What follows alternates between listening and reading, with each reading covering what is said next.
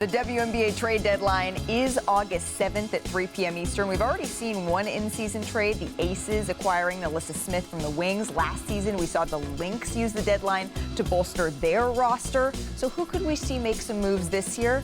Well, we get to say, hey, Alexa, I love having you in studio here, and I love that you match the W colors in our studio as well. As we're looking towards this trade deadline, who are you monitoring, tracking? Who should we be keeping our eye on here? Yeah, I do want to explain, too, for some viewers that this is a hard cap system that the WNBA is operating in. So it's not going to probably be anything too crazy and you know, outrageous that we'll see. But there are a few teams I'm keeping my eye on.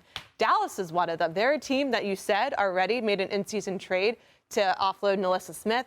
I've heard the name Dejanay Carrington brought up in WNBA circles about someone who could also potentially be on the move. Beyond Dallas, I also have my eye on Connecticut, just in the sense of we knew that Marina Mabrey was a player that had requested a trade in the offseason that was declined. So there's been a lot of interest as, you know, would they try to move her again?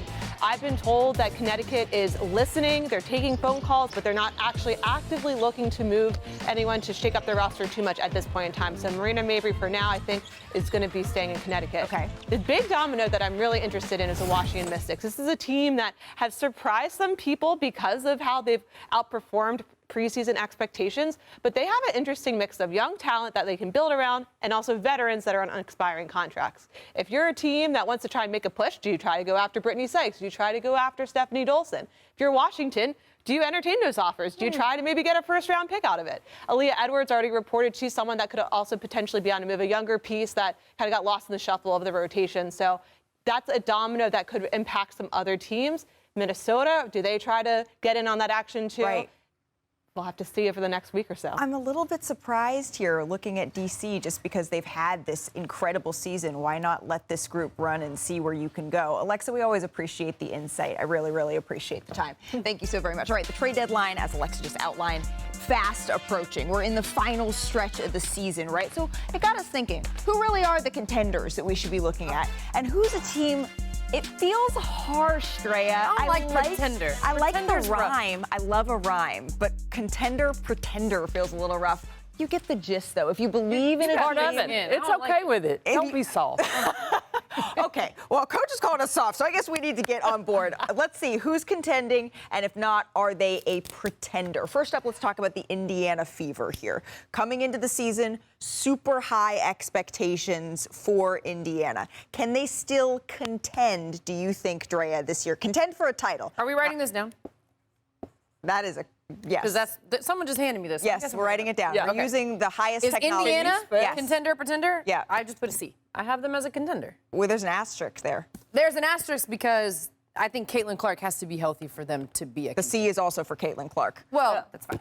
I'm going with pretender just because of the question mark. You've got to be consistent. Yep. And I think getting her back on the floor, yes. Then I might change my answer, but right now, I think pretender. That was a very loud opening of a pen. What about the dream here? Contender, pretender. We've seen flashes. You made a quick decision. Yeah, Dad. that's the home team. I have Atlanta as a stand contender.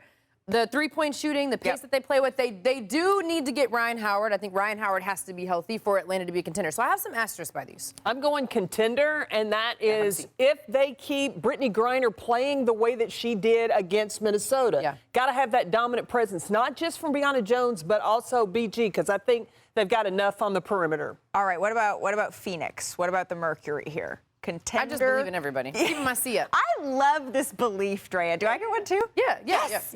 You're a Well, after contender. Coach I don't know called what us you're soft. contending for, but you're a contender. I'm going to say pretender with Phoenix, but I'm high on Phoenix. They've just been so inconsistent. They are Jekyll and Hyde. They win games that they're supposed to. They lose games they're not supposed to. And you can't do that when it gets into the playoffs. Second in the league You in are three-point so field. soft. Second in the league in three-point field goals made. They force the most turnovers. Coach, They're working what's the Kalia record? Copper back in. What's the record? They're working Cobb back in. What's their record? Okay.